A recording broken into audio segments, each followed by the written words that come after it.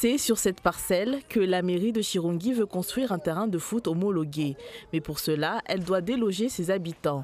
Ses propriétaires ne sont pas contre le projet à condition qu'il soit relogé en contrepartie. Le terrain de foot, c'est qui va jouer dedans? C'est pas moi. C'est pas mon fils, c'est qui? Et si je suis pas là, c'est qui va en profiter? C'est quelqu'un d'autre? Non.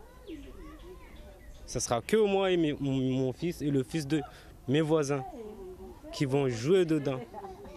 Du coup, c'est pas normal qu'on vienne nous expulser aujourd'hui. Sans suite, sans rien. Ces Français ont des documents justifiant leur installation sur ces parcelles communales. C'est la raison pour laquelle ils ne comprennent pas pourquoi leur maire les poursuit en justice pour les expulser.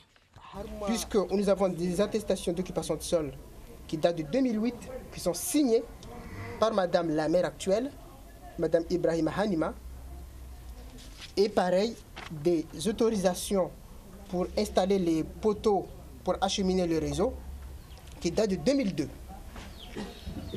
Donc la population qui réside ici ne sont pas venus s'imposer, mais ils ont eu l'aval des autorités pour s'installer et se poser correctement. Ces familles ont le soutien du collectif qui défend les intérêts de Mayotte, le CODIM. Ces derniers ne sont pas contre le projet de la municipalité, mais ils sont soucieux de leur relogement. Le relogement,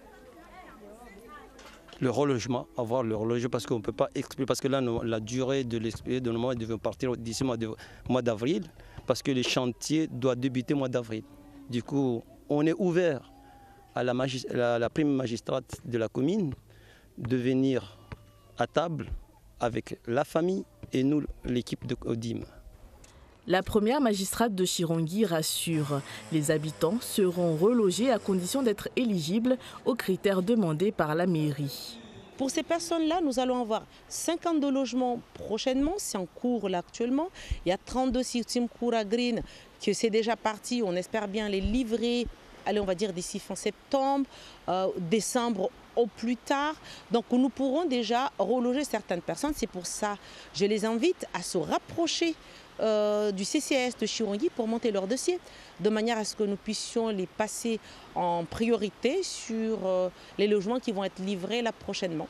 Ce énième conflit entre habitants et leur municipalité relance le débat sur la complexité de l'aménagement du territoire. Autre point soulevé, la nécessité pour les communes de prévoir des logements d'urgence.